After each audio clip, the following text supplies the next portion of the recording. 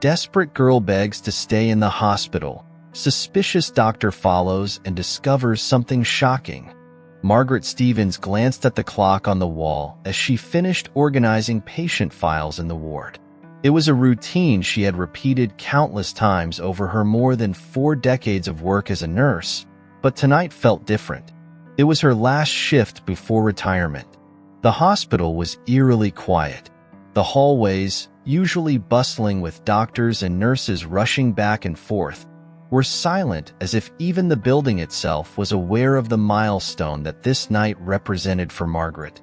She had always known that being a nurse would be demanding but also rewarding, and looking back, she knew she had chosen the right profession. She had dedicated her life to caring for others, and each emotional scar she carried was a testament to her dedication. Margaret had witnessed people being born and dying. She had comforted those who were scared and given hope when all seemed lost. Now, with retirement in sight, she hoped for a peaceful night, a serene farewell to a long career filled with challenges overcome. Despite the quiet in the hospital, Margaret couldn't shake a feeling of unease. Something in the back of her mind disturbed her, a slight discomfort she couldn't quite identify. She looked down the empty corridor, feeling a chill that didn't match the warm temperature of the hospital. "It must be just nerves," she murmured to herself, trying to dismiss the feeling. Perhaps it was the weight of decades of work finally coming to an end, mixed with the anxiety of the unknown that the future held. Margaret took a deep breath, trying to calm her mind. She knew that this discomfort could simply be a reflection of leaving behind a place that had been her second home for so long. But even with that logic, the discomfort persisted, like a shadow hovering in the air. As she prepared to check the medication room one last time, a familiar sound echoed through the silent corridors, the soft ring of the intercom at the nurse's station. Margaret looked up and heard the receptionist's voice. "Margaret, can you come to the emergency room? We need you here." The slight discomfort she had been feeling up to that point turned into a sense of alertness. Without hesitation, Margaret set aside the papers and headed toward the emergency room. Her last shift was about to be anything but peaceful. Margaret walked briskly through the hospital corridors toward the triage room, her heart beating faster than usual. Something about that call had heightened the sense of unease she had been feeling. When she reached the room, she found a tall, nervous man pacing back and forth. Next to him, sitting on the examination table, was a frail-looking girl with a pale, sweaty face. "Mr. Bennett, right?" Margaret addressed the man, noting his anxious expression. "Yes, that's me," he replied abruptly, not stopping his impatient pacing. "My stepdaughter, Grace, isn't well. She's got a high fever and weakness." Margaret turned her attention to the girl. Grace seemed frightened, her eyes darting between her stepfather and Margaret as if she were seeking some form of safety. But what caught Margaret's attention, besides the fear, was the clear expression of discomfort caused by the fever. The girl trembled slightly, her shoulders hunched as if the weight of the world were on them. "Hi, Grace," Margaret said softly, trying to convey calm. "We're going to take care of you, okay? I just need to ask you a few questions." Grace nodded but said nothing. Her fixed, silent gaze spoke louder than any words. The initial examination proceeded relatively smoothly. Margaret checked the girl's vital signs, noting the high fever that was causing her to sweat profusely. "We need to bring this fever down first," Margaret said as she prepared the medication. Michael, still restless, hovered by the girl's side, repeatedly asking how long it would take. "This shouldn't take long," Margaret replied calmly. "We'll take her to her room so she can receive intravenous medication and rest a bit." Grace was transferred to a room in the pediatric ward, where Margaret set up the 4 with the medication. Michael, impatient, glanced at his watch several times while observing the procedure. "Is this going to take long?" he asked again, his tone more urgent. "She needs time for the medication to take effect," Margaret said, trying to maintain a professional tone. "It's important that she rests." Michael huffed, apparently annoyed. "I'm going out for a cigarette," he finally said, leaving the room without waiting for a response. With Michael gone, the room plunged into a tense silence. Grace, who had been hesitant to speak until then, began to breathe irregularly as if she were gathering courage. When Margaret approached to check the four, the girl grabbed her hand tightly. "Please don't make me go back home with him," Grace whispered, her eyes wide with fear. "Please, don't make me go back." Margaret felt a chill run down her spine. That desperate plea was a clear sign that something was terribly wrong. "Grace, sweetheart, why don't you want to go home? What's going on?" Grace bit her lower lip, glancing toward the door as if she feared Michael might return at any moment. He hurts me," she murmured, tears beginning to fill her eyes. "He's not nice and I'm scared." Margaret knew she needed to act quickly but cautiously. Without wasting time, she called Dr. Linda Mitchell, who was on duty that night. Linda arrived within minutes, and Margaret filled her in on the situation. The two exchanged worried glances. Something was very wrong. Linda approached Grace, trying to calm her. "Hi, Grace. I'm Dr. Linda. I want you to know that we're here to help you, okay?" Grace only nodded, her tears now silently streaming down her face. Margaret and Linda stepped aside to discuss the situation. "This is very strange," Linda said in a low voice. "We can't let her go home with him if she's this scared. We need to buy some time to figure out what's going on." Margaret agreed. "What if we say she needs to stay for observation? That might give us the time we need." Linda thought for a moment and then nodded. "Yes, let's do that." The two returned to the room just as Michael re-entered. When Linda explained that Grace would need to stay overnight for observation, his reaction was immediate and explosive. "This is completely unnecessary," Michael shouted, his hands clenched into fists. "She just has a fever. I want to take my stepdaughter home now." "Mr. Bennett," Linda said firmly, "we believe it's best for Grace's health if she stays under our care overnight. Her fever is high, and we want to make sure she responds well to the treatment." Michael shot a furious look at Linda and then at Margaret, realizing he wouldn't be able to change their decision. "Fine," he said through gritted teeth. "I'll come back to get her in the morning. But this is ridiculous." He left the room with a brusque gesture, slamming the door behind him. As soon as Michael was gone, Linda turned to Margaret. "We have to act fast.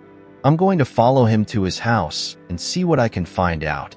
In the meantime, you stay here with Grace and call the police. We need evidence to make sure she stays away from him." "But Linda, that's risky. Following a man like that alone," Margaret began to say, but Linda cut her off. "I know, but we don't have much time. Trust me, I'll be careful." The two women exchanged a final look of understanding before Linda hurried out to follow Michael. Margaret turned her attention back to Grace, determined to protect her at all costs. The night that was supposed to be peaceful had turned into a race against time, and Margaret knew she couldn't fail. As soon as Linda left the hospital, Margaret felt the weight of responsibility increase on her shoulders. She knew what they were doing was risky, but something in her years of experience told her they couldn't wait. Margaret picked up the phone and, without hesitation, dialed the police. "Emergency," responded the voice on the other end of the line. "This is Margaret Stevens, a nurse at St. Mary's Hospital. We have an urgent situation involving a child. I believe she may be in immediate danger," Margaret explained, trying to keep her voice steady. The dispatcher asked a few quick questions, and Margaret explained the situation as best she could, highlighting the strangeness of Michael Bennett's behavior and Grace's desperate plea not to go home.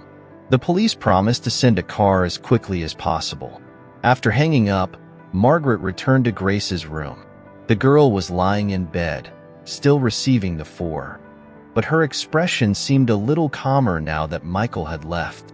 Margaret approached with a reassuring smile. "How are you feeling, Grace?" Margaret asked, sitting down beside the bed. Grace looked at Margaret with large, tired eyes, but this time there wasn't as much fear in them. "I'm better, thank you," she said, her voice weak but without the same tremor as before. "I'm glad to hear that," Margaret replied. She hesitated for a moment, trying to find the right words. "Grace, the police are on their way to help you. I want you to know that we're here to make sure you're safe." Grace nodded slowly, as if processing the information.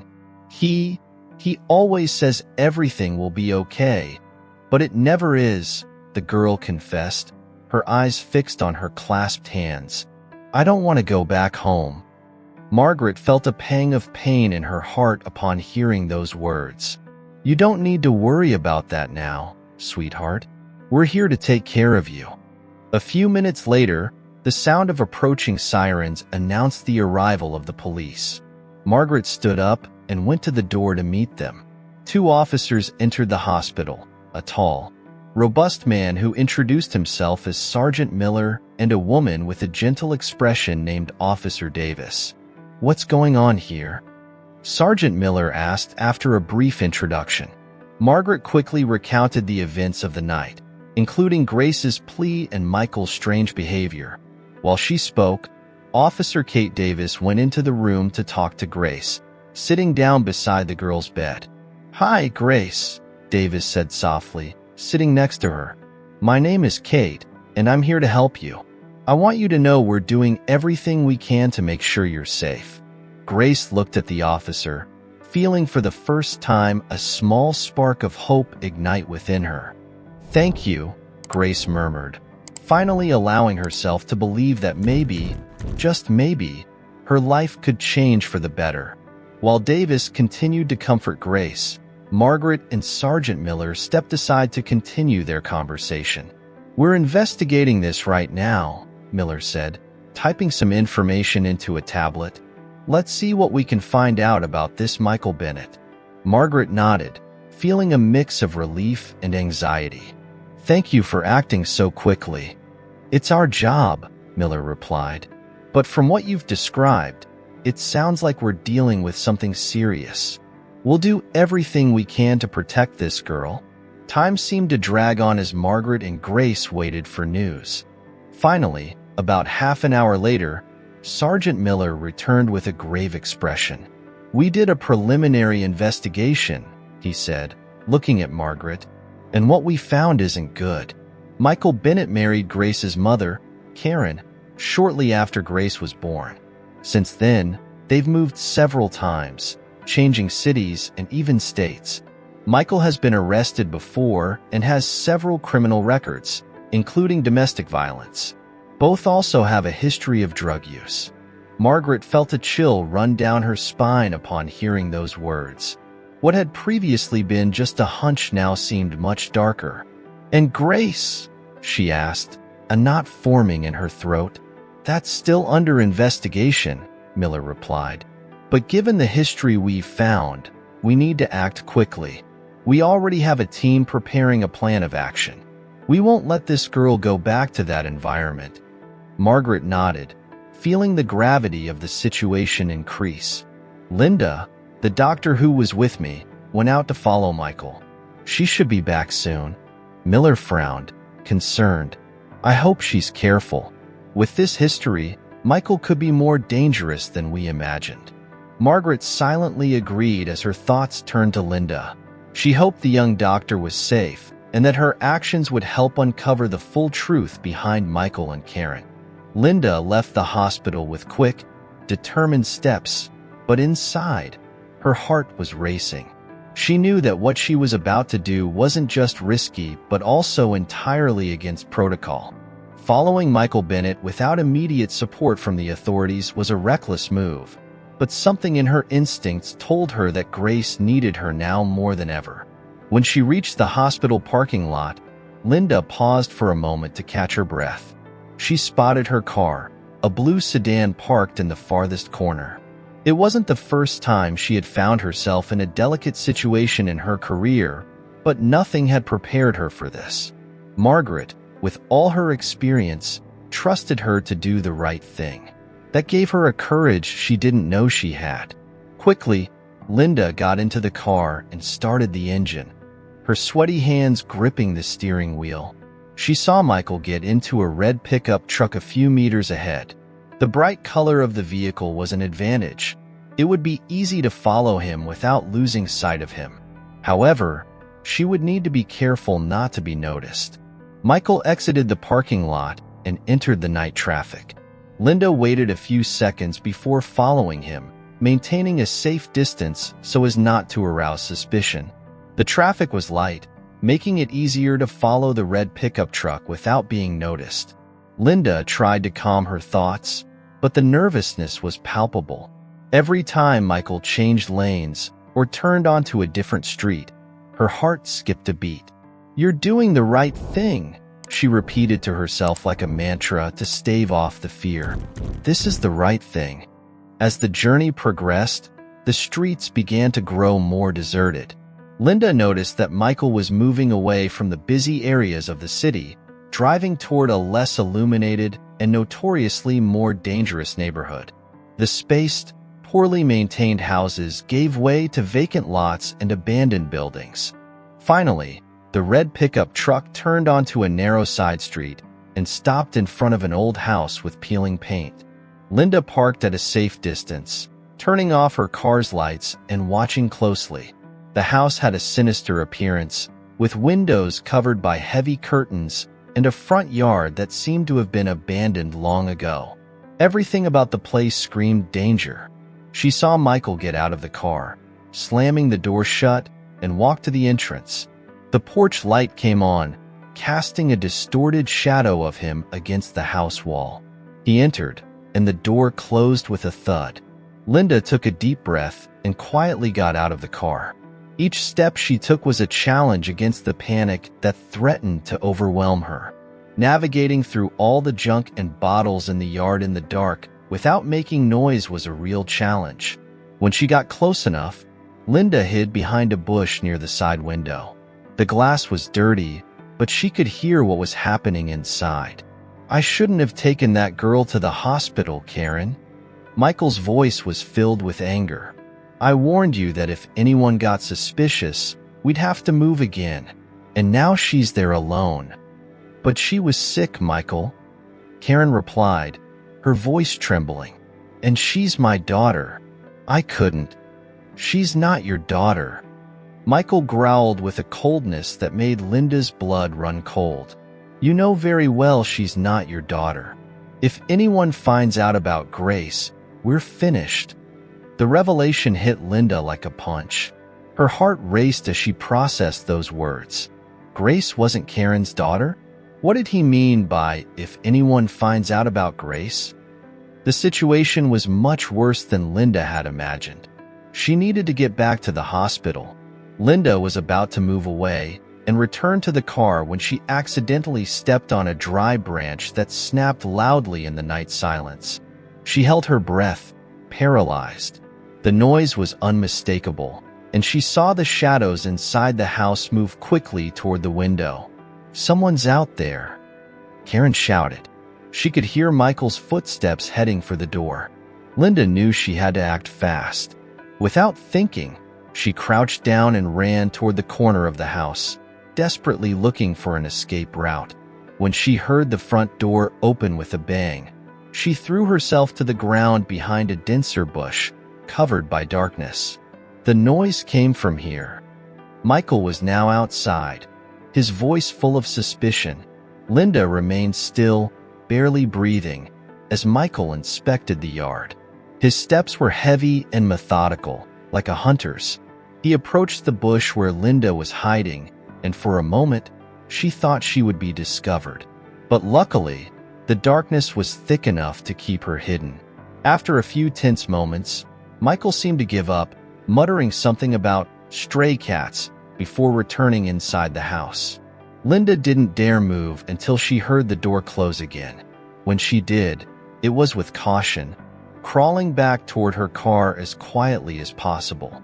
She felt her heart pounding in her throat, but the adrenaline kept her movements steady. Finally, she reached the car, slid inside, and started the engine. Her hands trembled as she gripped the steering wheel, and her first impulse was to simply flee from that place as fast as possible. Linda arrived at the hospital in a deplorable state.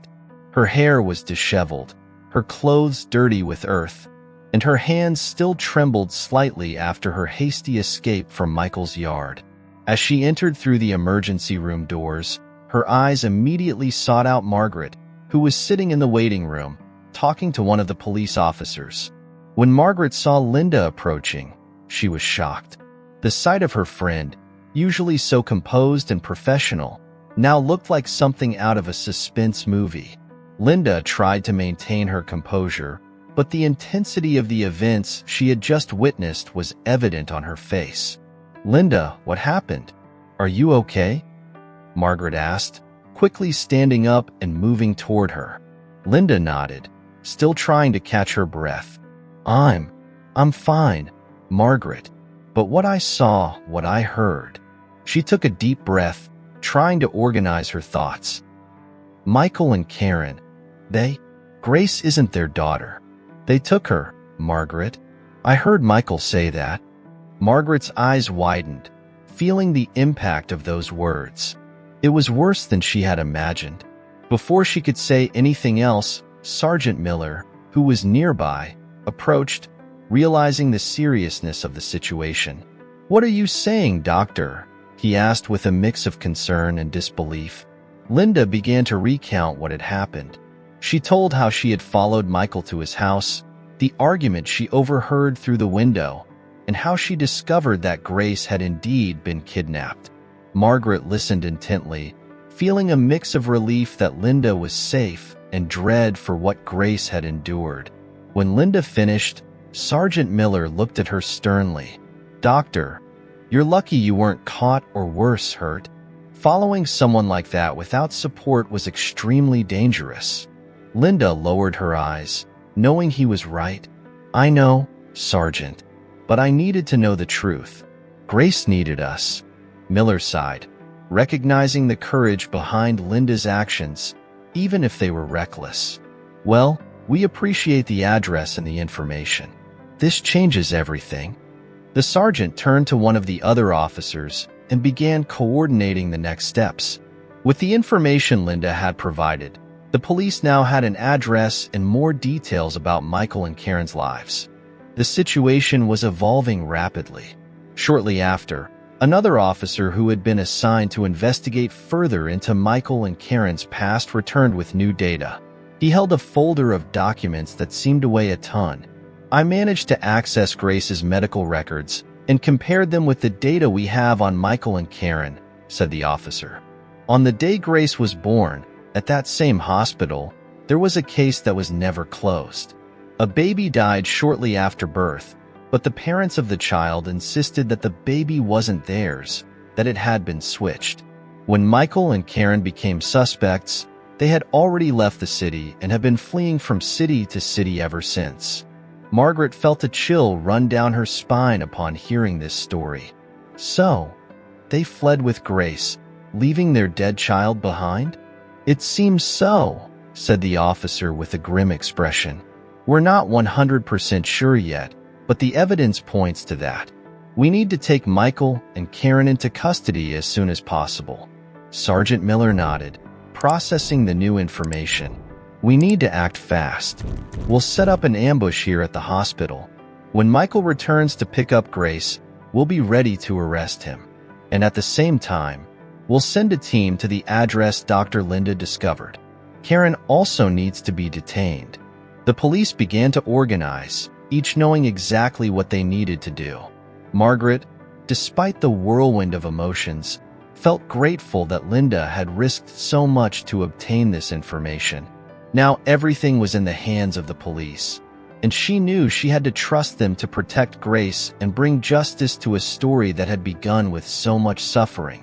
"We'll make sure Grace is safe," Linda said, now calmer, standing beside Margaret. "Yes, we will," Margaret replied with determination. "We won't let anything else happen to her." The atmosphere in the hospital quickly shifted from an eerie calm to a vibrant tension as everyone prepared for what was to come. The truth was beginning to be revealed, and justice was about to be served. The hospital was engulfed in a silent tension as the police team positioned themselves strategically for the impending ambush. Every move was calculated. Every look carried the gravity of what was about to happen. But in the midst of this storm about to break, there was a small room where Margaret and Grace were isolated from the turmoil outside. Margaret sat beside Grace, gently holding the girl's small hand with all the kindness and security she could convey. Grace's face, still pale and tired, showed signs of physical improvement, but her eyes bore the weight of deep fear from a lifetime of uncertainty and suffering. "How are you feeling, sweetheart?" Margaret asked softly, brushing a now calmer strand of hair from Grace's forehead. Grace looked at Margaret with eyes that glistened with a mix of exhaustion and gratitude. I'm better, thank you," she replied in a voice that was beginning to regain some strength. "I'm glad to hear that," Margaret replied. "You're very brave, Grace. I know things have been tough, but I promise we're here to make sure you're safe." Grace squeezed Margaret's hand tighter, as if that simple gesture was the anchor keeping her safe. "Thank you for helping me," the girl said softly. Margaret smiled, feeling the weight of her decades of work fall upon her shoulders, not as a burden but as a fulfilled responsibility. Every patient, every life touched, every moment of uncertainty and struggle had led to this moment. And in that moment, she knew her work had been more than just a career. "Grace, I did this for you because I know you're a special girl. And you have a bright future ahead of you," Margaret said, her voice thick with emotion. Grace nodded, clinging to those words like a castaway, holding onto a piece of driftwood. "Thank you. I'll never forget." While Margaret comforted Grace, outside the room, the police operation was in full swing. The tension was palpable among the officers who awaited Michael's arrival. They had meticulously prepared to ensure everything went as planned. Finally, the clock struck the hour when Michael had promised to return to the hospital. He entered through the main doors with a severe expression, unaware that the police were ready to act. As he approached the reception desk, two plainclothes officers quickly surrounded him, identifying themselves and placing him under arrest. Michael tried to resist for a moment, but was surrounded. "What's going on?" "I just came to pick up my stepdaughter," he fumed, but the officers remained firm. "Michael Bennett, you're under arrest," said Sergeant Miller, who led the operation. "You have the right to remain silent. Anything you say can and will be used against you in court." As Michael was handcuffed and led out, the police in the hospital breathed a sigh of relief, knowing that a crucial part of the plan had been completed. Simultaneously, in a distant neighborhood, a second police team was stationed at the house where Linda had followed Michael the previous night. Karen, still in shock from her argument with Michael, was alone when the police knocked on the door. "Police, open the door," shouted one of the officers. The response was a heavy silence. When they finally entered, they found Karen in a state of confusion, as if she couldn't believe everything was falling apart around her. She did not resist arrest, and the truth about the life they had built on lies began to come to light. Back at the hospital, Margaret learned of Michael and Karen's arrest shortly after when the officers returned to report the successful operations. Grace, who had fallen asleep moments before, was finally free from the fear that had accompanied her for so long. Margaret took a deep breath, feeling an inner peace. The police operation had been a success, and Grace was on her way to a better life. Her mission was complete, and she knew that her decades-long career had ended in the best way possible, in the most unexpected way. Months had passed since that intense night at the hospital, and life had gone on, but with new and profound meaning for everyone involved.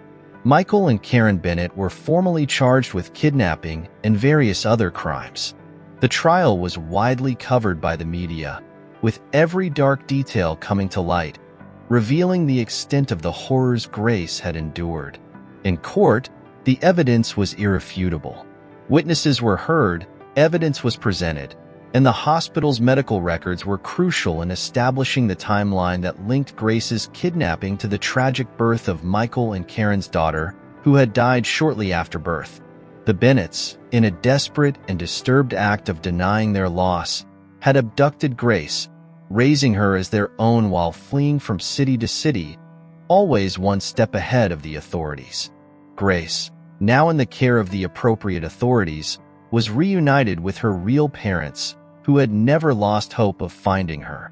The reunion was a moment of pure emotion, full of tears and embraces, a mix of joy and sadness for the lost time. Grace, though still processing everything that had happened, began to adjust to her new life, surrounded by genuine love and care. Meanwhile, Margaret, now officially retired, watched these events unfold on her living room television. The image of Michael and Karen being led to prison, convicted of the crimes they had committed, brought a wave of conflicting emotions. She could hardly believe that she had been part of that story, part of the life-changing journey of a young girl who so desperately needed help. Sitting in her favorite chair with a cup of tea in her hands, Margaret reflected on the impact of her long career. She had touched many lives, saved many souls, but she had never felt the depth of that truth as she did now. The face of Grace, the little girl she had helped save, was a symbol of everything she had strived to be: a protector, a healer, a force of compassion in a world that was often cruel. The news continued to narrate the outcome of the case, but Margaret had already turned off the television. She didn't need to hear any more. She knew in her heart that she had fulfilled her mission in life, and Grace's story was the perfect closure to a chapter she was proud to have lived. Margaret looked out the window at the setting sun, painting the sky with soft colors. A new chapter was beginning for her as well, a chapter where she could finally rest and enjoy the life she had built with so much effort. But in her heart, she knew that the nurse within her would never truly retire. The flame of compassion and care would always be there, ready to warm the lives of those who crossed her path. With a satisfied sigh, Margaret smiled to herself. She had been part of something greater than she had ever imagined. And that, she thought, was more than enough.